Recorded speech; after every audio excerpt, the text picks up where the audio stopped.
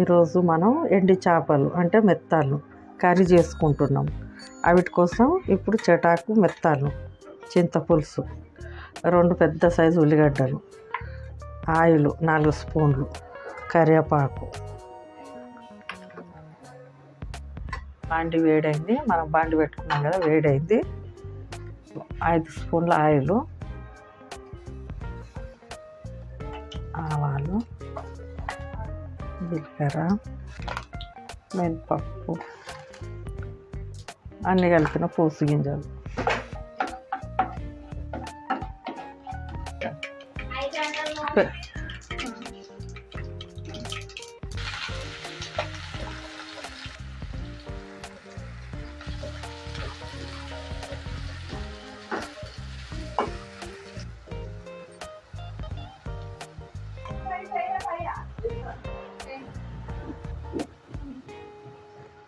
పసుపు 1/2 spoon, paste. పచ్చి వాసన పోయేదాకా కలుపుకోవాలి. స్పూన్, 1 టీ స్పూన్ ఇందాక మనం నానబెట్టి పిసుకున్నాంగా చింతపండు పులుసు,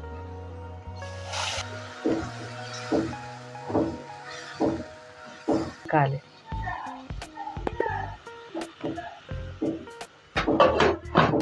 5 నిమిషాలు అయింది. మూత తీస్తున్నా, మంచిగా వచ్చింది పైకి ఉల్లిపాయ ఉడికి.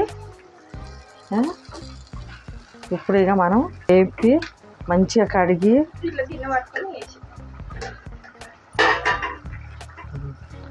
మంచిగా వేపి నేను కడిగి పెట్టుకున్న చేపలు వేసుకుంటున్నాం. పొడి, మెంతుల పొడి,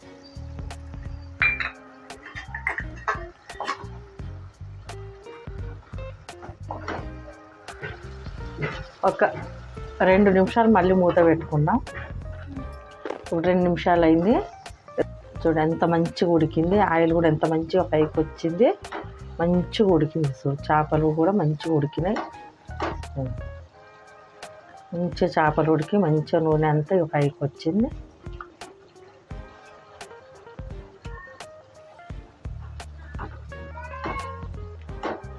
మీరు కూడా వేడి అన్నంలోకి చాలా బాగుంటుంది.